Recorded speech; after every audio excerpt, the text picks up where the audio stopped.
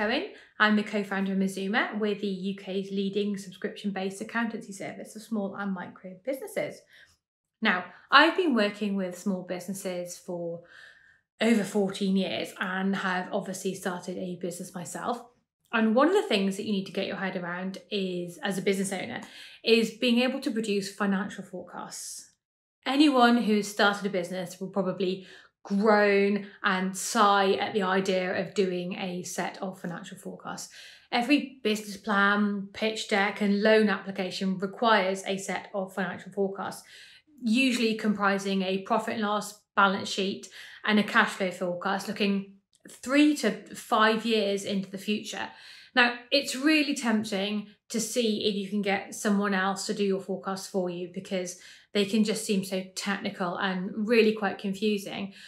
But in all honesty, no one knows your business like you.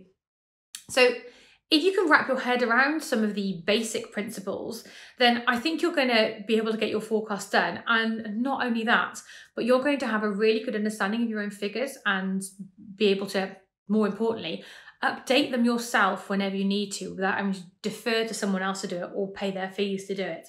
So it really is best if you can get your head around them and get your forecast done yourself.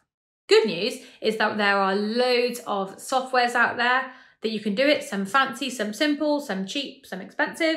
But a good old spreadsheet template is a good place to start. And there are loads of them out there online. And in fact, some banks and lenders and business advice services can give them out for free as well. So have a look around. What is the point of a forecast? Well, forecasts are used by investors, say, to try and judge whether a business is going to be actually worth their investment. They're also used by banks and lenders to see if a business is going to be able to pay back any money that they borrow. That's quite important to them. And actually, maybe most importantly, they should be used by you, the business owner, to set yourself goals, set budgets for spending, set yourself sales targets, and really keep yourself accountable. Forecasts allow a business to be proactive rather than reactive. They're going to allow you to spot things like a cash flow gap, say, which may need plugging with finance. Or they're going to show you where you need to increase your headcount in order to meet demand for your services. Maybe you take on more staff. The aim of a financial forecast is to try and accurately predict how your business is going to perform in the future. Most people are quite easily able to do the profit and loss side of the forecast and maybe by extension the balance sheet forecast. You have to, in that case, map out what your income and expenditure you think is going to be for the period of the forecast, 1 year, 3 years, 5 years, and you apply the rules as you see fit for your business. So, for example, let's say you've had investment cash in, you've got cash free for advertising and marketing that's going to result in an uptick in your sales figures. That's the kind of thing that you forecast in there. Maybe you're taking on a new member of staff in September. The new cost for that staff starts in September.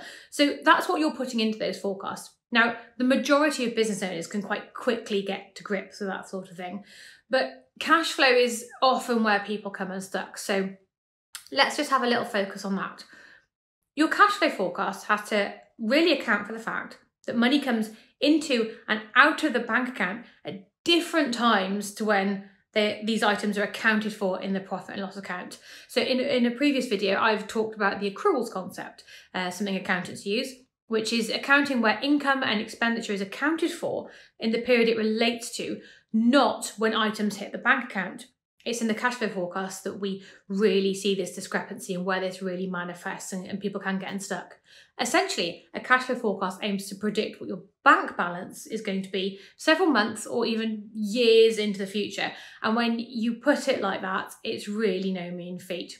Now, there are a few things that you need to pay attention to in a cash flow forecast, and these are the most common mistakes or areas that I see catching people out when I've looked at cash flow forecasts.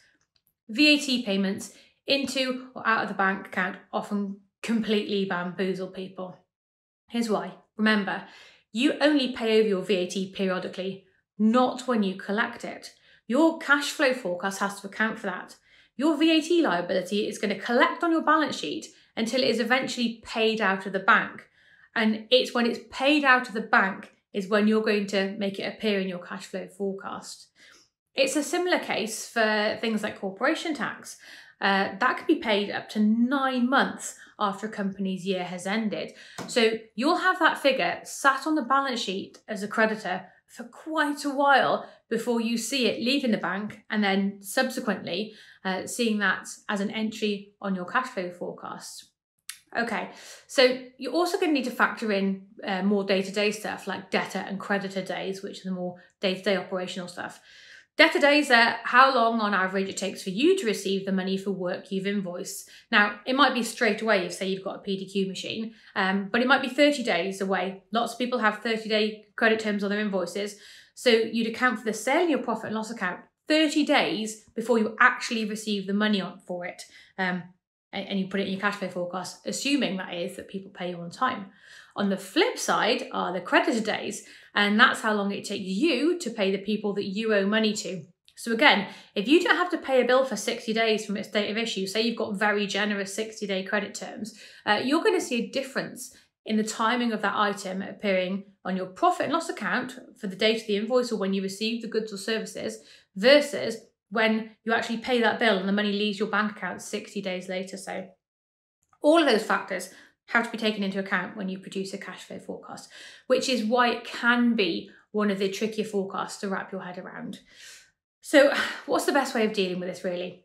My advice would be that you go through and look at your business in terms of timings and the different timings related to the items in your business accounts. So what are your debtor days for your sales? Is it 1 day, 14 days, 30 days? What are your creditor days? What are your VAT periods? And what are your regular direct debits? Things like that. Then make sure that you add those rules in as you produce your forecast.